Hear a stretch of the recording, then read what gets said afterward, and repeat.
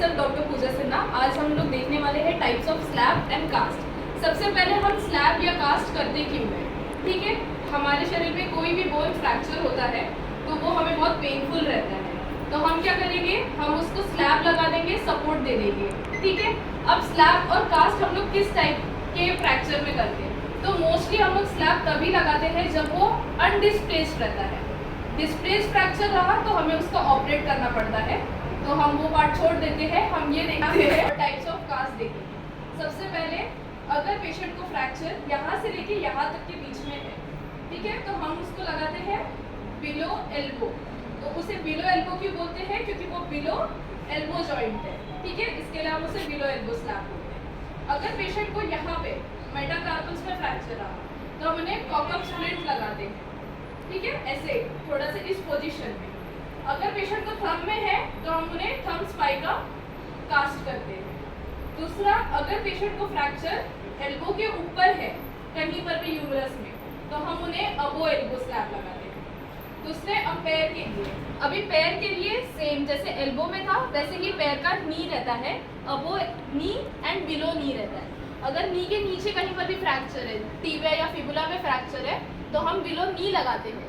और अगर इसके ऊपर फ्रैक्चर है तो हम उसे अबो नी लगाते हैं, ठीक है। अभी जिप्सोना दो टाइप के रहते हैं। एक रहता है जिप्सोना जो कि पीओपी रहता है, एंड दूसरा रहता है prime cast, that is fibre glass का रहता है ये, ठीक है। अब जिप्सोना, अब ये जिप्सोना है, ये पीओपी है और ये फाइबर ग्लास है। अब ये दो अलग अलग तरीके के क्यों है, इन दोनों का क्या फ़ायदा है। जब कोई भी फ्रैक्चर होता है और हमें उसमें पर्टिकुलरली पेशेंट को शेप देना रहता है फ्रैक्चर का, सपोज डिस्प्लेस फ्रैक्चर है, हमने उस फ्रैक्चर को बैठाया और हमें उसे प्रॉपर शेप देना है, तब हम पीओपी यूज़ करते हैं, ठीक है। फाइबर ग्लास जो रहता है वो मोस्ट प्रोबेबली हम उस पर वेट दे सकते हैं, हम वेट दे के उस पर चल सकते हैं, तो पेशेंट अपना रेगुलर रूटीन वर्क कर पाता है। जिप्सोना पे हम वेट नहीं दे सकते, ठीक है। नंबर क्या आते हैं, एक नंबर है 4, दूसरा 6 नंबर का आता है। मोस्टली जो 4 नंबर के रहते हैं वो हम हाथों के लिए यूज़ करते हैं, और जो 6 नंबर का होता है वो हम पैर के लिए यूज़ करते हैं, ठीक है। नेक्स्ट, अभी हम देखेंगे कि बिलो एल्बो का पोजीशन क्या रखना है। सबसे पहले तो हमें सॉफ्ट रोल अप्लाई करना होता है, क्योंकि ये जो पीओपी रहता है वो बाद में जाके पेशेंट को चुभने लगता है, तो इसके लिए हमें सॉफ्ट रोल करना है, पैडिंग करनी है कि उन्हें इससे स्लैब से कोई तकलीफ ना हो, ठीक है। तो अभी हम लोग सॉफ्ट रोल यहीं से लगाना शुरू करेंगे और उसको यहाँ तक रखेंगे, ठीक है। अब हम सॉफ्ट रोल यहाँ से शुरू करेंगे और यहाँ वो एल्बो के ऊपर तक लगाएंगे थोड़ा, क्योंकि हमें एक्स्ट्रा सॉफ्ट रोल रखना है। अब हम शुरू करते हैं 4 का बिलो एल्बो स्लैब लगाना।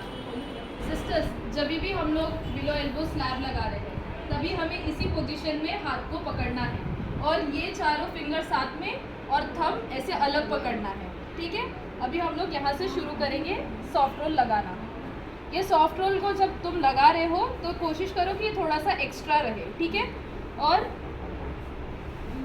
ये एकदम लूज़ नहीं लगाना है, ऐसे पेशेंट को ज़्यादा टाइट भी नहीं करना है, लूज़ भी नहीं रखना है, क्योंकि जब तुम स्लैब लगाओगे तो वो ऑलमोस्ट ओपन हो जाएगा अगर तुम ज़्यादा लूज़ रख रहे हो, और टाइट रखोगे तो फिर पेशेंट की स्वेलिंग कम नहीं होगी।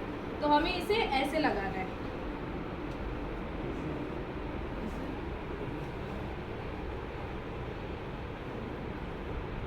ये हमने थोड़ा एक्स्ट्रा रखा और अभी हम ये एक्स्ट्रा पार्ट कट कर देंगे। सिस्टर, कट करना,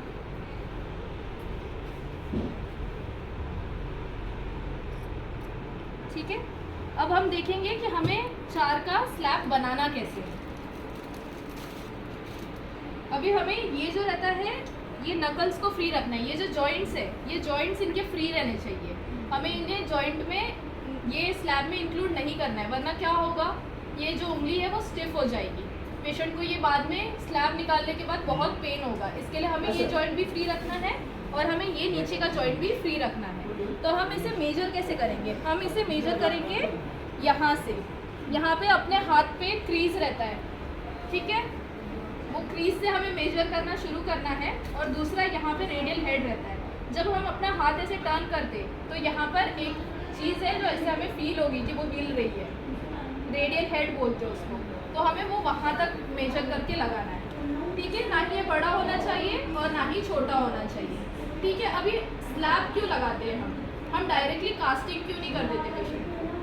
क्योंकि कभी कभी पेशेंट जब गिर के आते हैं तो पेशेंट के हाथ में बहुत ज़्यादा स्वेलिंग होती है, और अगर हमने डायरेक्टली पेशेंट को कास्ट कर दिया तो थोड़े दिन बाद स्वेलिंग निकल जाएगी एंड फिर पेशेंट को वो कास्ट लूज हो जाएगा और पेशेंट को वो सपोर्ट मिलेगा ही नहीं जो हमें देना था।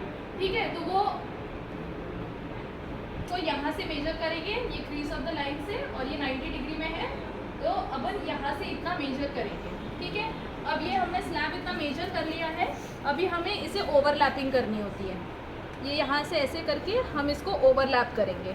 ऐसे करके हमें टोटल 12 to 14 लेयर्स बनाने होते हैं। अगर हम इससे ज़्यादा बनाएंगे तो पेशेंट के लिए हैंड हैवी हो जाता है, और इससे ज़्यादा लाइट बनाएंगे तो फिर वो टूटने का भी डर रहता है और पेशेंट को उतना सपोर्ट भी नहीं मिलता है। तो मेक श्योर कि 12 to 14 लेयर्स ऑफ ये बन रहे हैं, स्लैब बन रहा है। ठीक है, सपोज बना लिया है, ठीक है, तो हम उसको यहाँ से इस पोजीशन में हमने नापा ज़रूर आगे से, बट हमें प्लेस कहाँ करना है, पीछे की तरफ हमें ऐसे प्लेस करना है।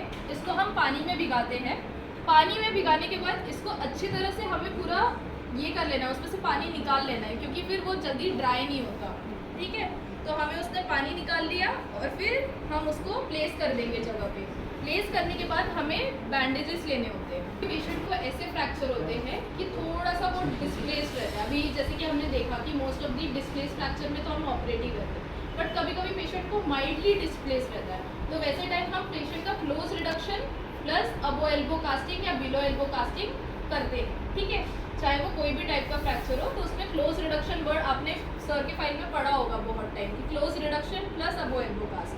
तो वो क्लोज रिडक्शन का मतलब क्या होता है, हमें पेशेंट को ट्रैक्शन देना होता है कि जो माइल्डली डिस्प्लेस्ड है वो पीछे की तरफ जब हम खींचते हैं तो वो पोजीशन में आता है, और वैसे ही हमको उसको मोल्ड करना होता है। तो ऐसे टाइम पे कौन सा ये सुटेबल रहेगा, जिप्सोना की फाइबर ग्लास? मैंने इतना एक्सप्लेन किया तो बताओ, जिप्सोना की खासियत क्या थी कि हम जैसे उसको मोल्ड करेंगे वो वैसे मोल्ड होता है। फाइबर ग्लास होता है क्या मोल्ड? नहीं होता। तो जब हम क्लोज रिडक्शन करते हैं तो मोस्ट ऑफ द टाइम हम जिप्सोना ही यूज़ करते हैं, क्योंकि वो हमारे हिसाब से मोल्ड हो जाता है। ठीक है, पीओपी, जिप्सोना इज पीओपी। ठीक है, तो वो हम मोस्टली पीओपी ही यूज़ करते हैं, क्योंकि मैंने जैसे अगर पीओपी को ऐसे रखा तो पीओपी वैसी ही रह जाती है, बट फाइबर ग्लास वो हार्ड रहता है, वो मोल्ड नहीं हो पाता इजीली। ठीक है, तो ऐसे टाइम जब हम लोग क्लोज रिडक्शन कर रहे हैं या फिर ट्रैक्शन लगा के खींच रहे, तो मोस्टली हम लोग जिप्सोना ही लगाते हैं। ठीक है, अभी हम लोग अबो एल्बो का बना सकेंगे। अब अबो एल्बो में यहाँ तक जो ये हमने सॉफ्ट रोल लगाया है, हम इस कंटिन्यू करके यहाँ तक लगाएंगे। ठीक है, यहाँ तक। फिर उसके बाद में हम जो साइज़ लेंगे अभी इसमें, तो ये साइज़ भी यहाँ से चालू होगा, क्रीज ऑफ द साइज से चालू होके हमको वो साइज़ यहाँ तक लेना है, डेल्टॉइड ट्यूबरोसिटी तक। ठीक है, यहाँ तक वो साइज़ रहेगी। तो यहाँ से लेके हमको ऐसे नापना है, और इसको भी हमें 90 डिग्री में ही रखना है। ठीक है, 90 डिग्री में। बाकी जैसे हम अबो एल्बो बिलो एल्बो स्लैब के लिए करते हैं, वैसे ही अबो एल्बो स्लैब के लिए है, क्रीज से शुरू होकर यहाँ तक। एंड वो जो हमने प्रिपरेशन किया था स्लैब का, वो भी वैसे ही रहेगा, 12 to 14 लेयर्स ही रहेंगे। खाली हमको इसका जो साइज़ है वो ऊपर तक करना रहता है, उसको बढ़ाना रहता है। ठीक है, वो डेल्टॉइड ट्यूबरोसिटी तक बढ़ाना रहता है। स्लैब का साइज़ एंड लेंथ बहुत इंपॉर्टेंट रहता है, क्योंकि उसी की वजह से कॉम्प्लिकेशंस हम प्रिवेंट भी कर सकते हैं और उसी की वजह से कॉम्प्लिकेशंस हो भी सकते हैं। तो साइज़ बहुत ही ज़्यादा ज़रूरी है, और ये हमें दिमाग में रखना ही है। ठीक है, पेशेंट को अभी तुमने लगा दिया, स्लैब लगा दिया, आगे की इंस्ट्रक्शंस क्या रहेंगे? ठीक है, अभी हम स्लैब हमने क्यों लगाया था, क्योंकि पेशेंट को स्वेलिंग ज़्यादा थी। तो हमारी तरफ से क्या इंस्ट्रक्शंस आएंगे उनको स्वेलिंग कम करने के लिए?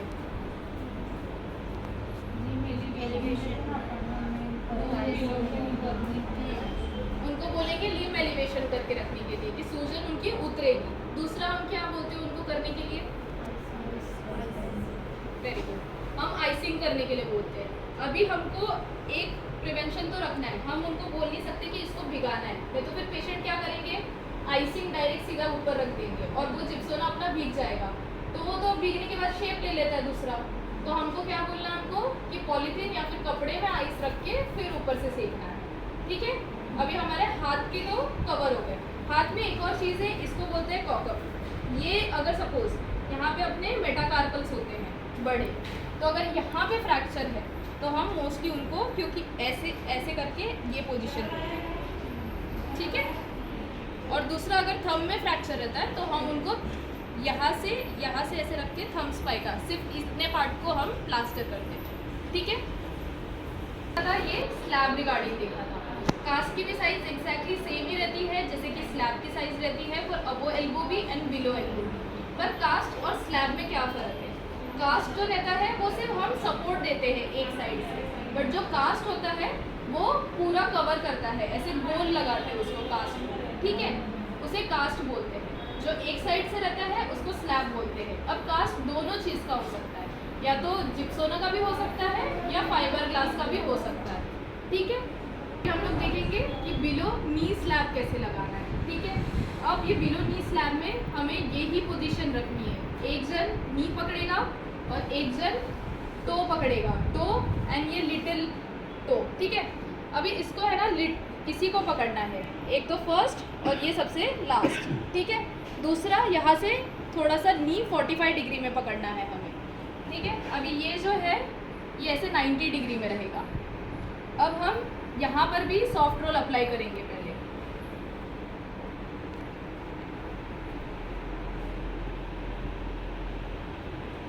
ये सॉफ्ट रोल हमें यहीं से शुरू करना है, ठीक है, क्योंकि हम एक्स्ट्रा रख रहे हैं। यहाँ पे जो जॉइंट्स है हमको उसे फ्री रखना है, तो स्लैब का जो साइज़ रहेगा वो यहीं तक आएगा, लेकिन हमें ये जो जॉइंट्स है उसको फ्री रखना है और ये एक्स्ट्रा पार्ट है, ठीक है।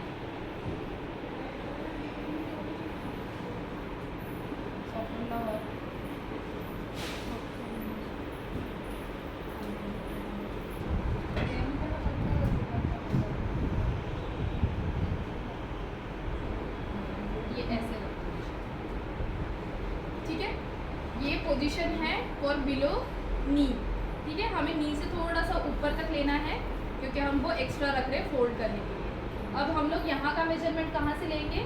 ये जो जॉइंट है उसके नीचे से मेजरमेंट लेंगे, यहाँ से लेके हमको फिबुला तक, यहाँ के हेड तक उसका मेजरमेंट लेना है, ठीक है। अभी हमने सेम प्रोसीजर है स्लैब बनाने की, 12 to 14 लेयर्स ऑफ स्लैब का रहना चाहिए, और हम यहाँ से मेजरमेंट लेके, ठीक है, और मेक श्योर करना है कि 90 डिग्री रहे। बाकी सेम प्रोसीजर है जैसे above elbow slab and below elbow slab के लिए था, वैसे ही नी के लिए भी है कि आपको फटाक से पानी में भिगा के उसे अच्छे से पानी निकालना है उसमें से एंड फिर लगाना है और फटाफट अपन को बैंडेजेस रोल करने हैं, ठीक है। आप ज़्यादा टाइम मत नहीं लगाना है क्योंकि ये ड्राई हो जाते हैं फटाफट, ठीक है। अभी अगर हमें अबो एल्बो तक लेना है तो अभी अबो एल्बो की पोजीशन ये रहेगी, ठीक है। हाँ, हमें इसे 10 डिग्री पे ही रखना है और ये यहाँ तक रहेगा, ठीक है। यहाँ तक सॉफ्ट रोल लेना है और हमें स्लैब की साइज़ यहाँ तक रखनी है, ठीक है। अब अगर हम कास्ट कर रहे हैं तो कास्ट में हम सॉफ्ट रोल नहीं लगाते, हम वहाँ पे स्टॉकिंग्स लेते हैं, ठीक है। तो स्टॉकिंग्स की साइज़ एक्स्ट्रा होनी चाहिए, ये यहाँ से ऊपर रहना चाहिए, ठीक है, टो के ऊपर है, और यहाँ से भी अगर अपन बिलो एल्बो लगा रहे हैं तो वो यहाँ तक साइज़ देंगे आपको।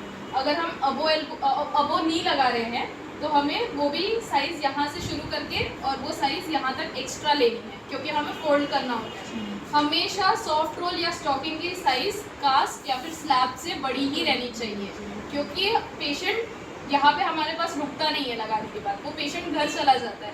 एंड बहुत सारे पेशेंट फिर कंप्लेन करके आते हैं कि ये स्लैब या कास्ट मुझे चुभ रहा है करके, तो फिर हमें वो चीज़ अवॉइड करने के लिए पहले ही कास्ट या फिर स्टॉकिंग, ये सॉफ्ट रोल या फिर स्टॉकिंग्स बड़ा ही रखना है, ठीक है। दूसरा, अभी अगर हम लोग ये फाइबर ग्लास लगाते हैं तो हमने सबसे पहले स्टॉकिंग्स चढ़ा दिया है। सपोज हम लोग बिलो नी लगा रहे हैं तो हमने यहाँ से पूरा स्टॉकिंग्स लगा दिया। अब हम लोग ये इसके 2 लेयर लगाते हैं, ठीक है। तो जो फर्स्ट लेयर लगाते हैं उसमें 90 डिग्री का पोजीशन जो रहता है वो हमें अचीव करना ही रहता है। अब क्या होता है कि इसके थोड़े लिमिटेशंस होते हैं कि जो अपन ऐसे लेके खड़े रहते हैं,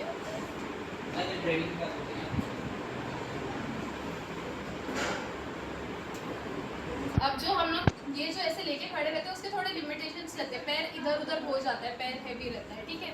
तो अब हम क्या करते हैं, हम पेशेंट को उस पर खड़ा करते हैं, ठीक है। तो हम लोग नीचे एक शीट लेते हैं, उस पर पेशेंट को खड़ा रखते हैं और बोलते हैं कि नॉर्मल वेट दोनों भी पैर पे सेम वेट डालकर खड़े रहना है। फिर हम वापस से पेशेंट को उसी पोजीशन में लेते हैं 45 डिग्री और एंकल का 90 डिग्री, और फिर हम एक सेकेंड लेयरिंग करते हैं पेशेंट को, उसको थोड़ा सा हार्ड बनाने के लिए, ठीक है। ठीक। तो ये हो गया हमारे इधर पे जो स्लैब और कास्ट होते हैं। इसमें तुम लोग को कोई भी डाउट है अभी?